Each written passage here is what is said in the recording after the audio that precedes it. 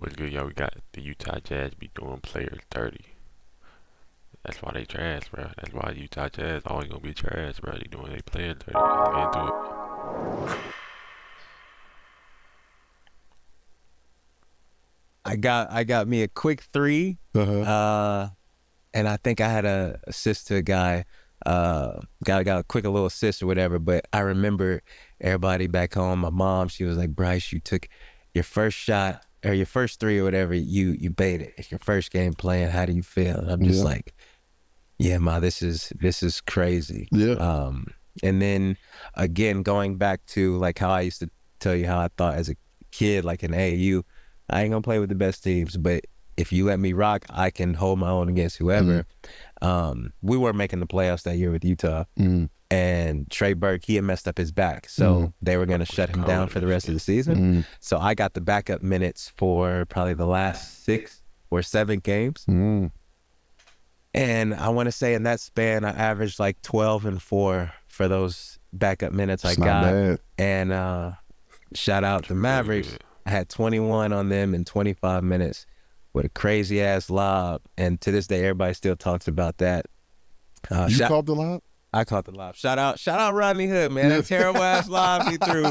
Hey, now I remember forever. So shout out Rodney Hood. Yeah, we got to play the clip. Play the clip of that. It's funny, man, how that came about because I used to get that play a lot Like you when I fouled was in that the too. D League. So we had it drawn up, and I'd always catch lobs. But coach had me draw it up at breakfast that morning, and he was like, "Okay," he was like, "We may run that," and we in the second quarter, and we in a timeout, and he goes, "Bryce, draw up the alley-oop play you was telling me in the at breakfast." I'm like, "Oh shit!" I'm like, "All right," so we do blah blah blah blah blah. And he was like, "All right, we're running this first play out the timeout." So we set it up. I hit Rod. They set the back screen. I'm running.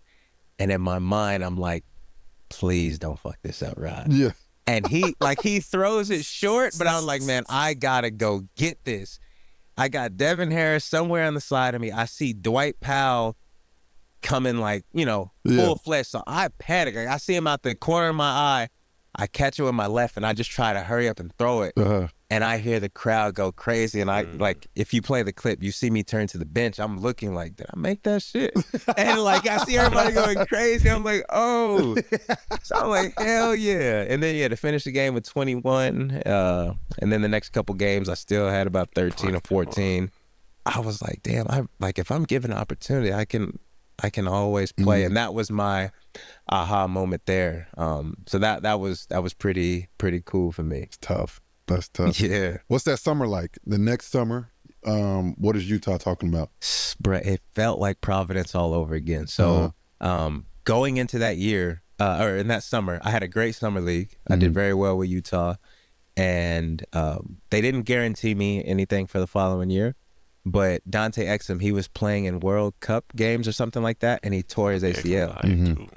So mind you, I've seen this type of movie year after year at Providence. So I'm like, oh my God, this is happening again. Yeah. And what they said to me was, we don't know if Dante's going to be ready by the time the season starts. So you're probably going to have to start some games next year. So now it's not even a thought of, are y'all bringing me back? Like, this came out of y'all mouth. I'm going to have to start some games. Then they signed Raul Neto out of the blue after my summer league. They guaranteed him for 3 years. And I'm like, Oh, all right. But I'm like, this thing kind of weird. Like, we the same position. And they were like, no, don't worry about that. Like, we just, we want to get a closer look at him and blah, blah, blah. But you're fine. Don't worry about that. In It's a preseason, I'm getting, 3-year deal. yeah, I'm getting less and less reps in preseason. And two days, probably, no, two games before the regular season's going to start, they had released me. And the most frustrating part about it was, apparently my agent at the time, he had told me New Orleans had asked about me, and they were like, what are your plans with Bryce? And they're like, no, we're not getting rid of him. We like him, blah, blah, blah, blah, blah. So they had signed Nate Robinson, and then 2 days later, Utah released me. So it was like, man, y'all could have just kept Let it me a go. buck. You know what I mean? And so that one hurt me because I thought like it was Providence happening all over again. Yeah. And then to have that door shut, Yeah. and that was kind of the start of me getting ready to end up overseas. Yeah. And that was the first time I felt like in my life, from a basketball standpoint, I'm putting in the work, but nah, it's not gonna happen this time. Up until that point, it had always worked out for me. So it was hard for me to process it. I didn't watch NBA for probably at least 2 or 3 years after that, because I'd be watching a game and then I'd see a guy on a roster in the timeout, like, wait, now he's on. Oh my god! And like it just started killing me. So I'm like, I don't can't think watch NBA people no more. understand how real that is. Yeah. I remember my first year when I was in the G, and the year I was out, I didn't watch NBA basketball. Yeah. Until the playoffs. And I always watch the playoffs because I think playoffs is just like very strategic. Certain shit, Different each game. game is different. Mm-hmm. But regular, I did not watch it. I couldn't because you're just sitting there like, how the fuck? Yeah, trust me, I know. Are you kidding me right now? And especially when you look at like the teams that are tanking. Yeah. Yeah. You be like, oh, hell no, bro. But it's crazy. So what's frustrating in the business of it is kind of just so weird.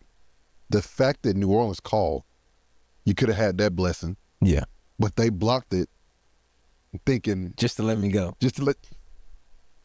Yeah. That'll make you not want to watch the shit for sure. I couldn't, man. Man, there'd be so many times like I'd be watching, like before I just gave up watching the NBA at that time, I'd be watching the game, talking with my cousin or whatever, and I'd be like, hold up, yo. You see who is hey man, cut this shit off, dog. Hey, let's watch something else. Like I couldn't tell you how many times that happened. No cap, and I was like, man, I ain't finna keep doing this to myself. But over time, you know, you start to evaluate, and I started to think back, like, you know what?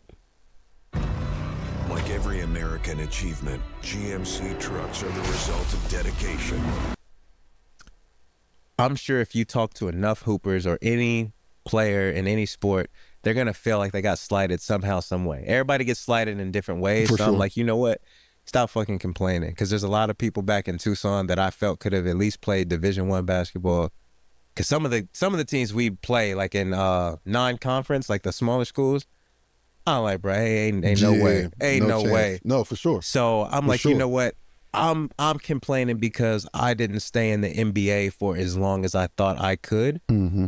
When there's a lot of motherfuckers that didn't even get to play Division I basketball, Yeah. that could do so many things for their life, Yeah. regardless of if they go pro. Yeah. So I'm like, you know what? Count your blessings, bro, because you still made it to where you said you was gonna go, even if you ain't stay as long. You blessed. So like when I started to look at it that way, probably by about 2018 or 2019, I was able to start watching hoop again. Like you know what? I could let that shit go. And I know I say this every week, but this is a A good video. Utah Jazz, that's all y'all trash, bro. The dude averaging 12 points, and you bring in Raul Neto, bro. I remember him on 2K. He was trash, bro. He was trash. Come on, bro.